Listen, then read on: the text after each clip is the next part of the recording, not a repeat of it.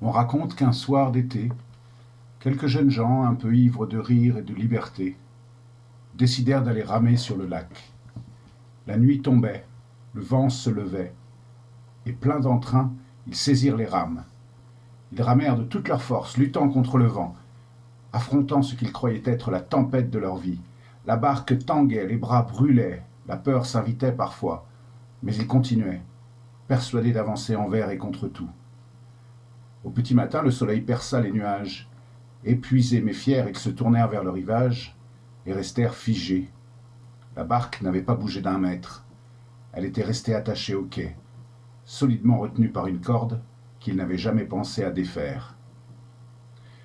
Bonjour à tous, je suis Nicolas Germain de Remotivation et Réussite Scolaire. Donc aujourd'hui, à travers la légende indienne de la barque attachée au rivage, nous allons parler de lâcher prise et je vais vous présenter mon e-book sur la question, le e-book que j'ai terminé hier sur le lâcher prise. Je vais donc vous lire l'introduction. La légende de la barque attachée au rivage a le parfum doux amer de nos efforts d'éducateurs et de parents. Nous aussi, souvent, nous ramons contre les colères, les devoirs, les écrans, les notes, les attentes de l'école ou du monde. Nous voulons tellement bien faire que nous en oublions parfois de regarder si, au fond, la barque n'est pas toujours attachée à nos peurs, à nos modèles, à nos croyances sur ce que réussir veut dire. Alors lâcher prise, ça n'est pas abandonner la rame.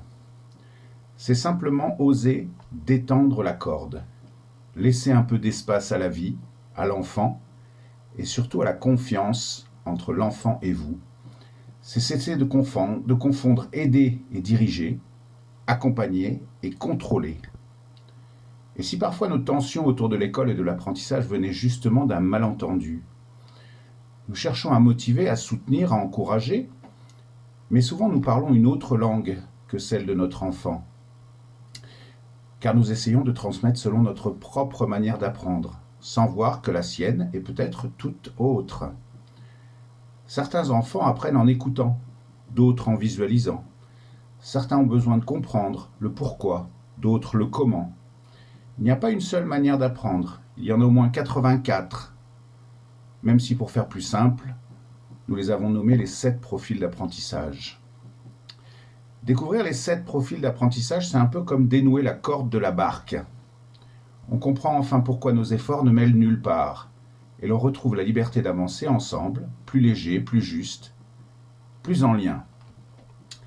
Pour le jeune aussi, le lâcher-prise est quelque chose d'important parce que les jeunes, construisant jour après jour des croyances limitantes sur eux-mêmes, finissent par y rester attachés.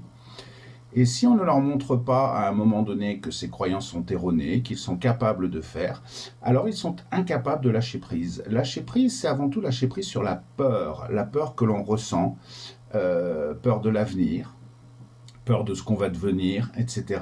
Et se concentrer sur le présent, l'instant présent, l'observation du moment présent.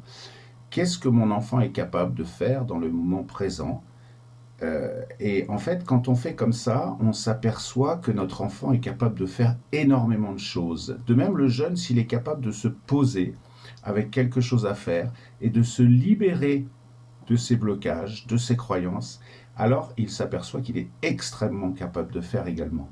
Le lâcher-prise, à mon sens, en éducation comme ailleurs, est une notion essentielle à l'heure actuelle pour trouver la paix, trouver la joie, trouver la confiance, trouver le bonheur.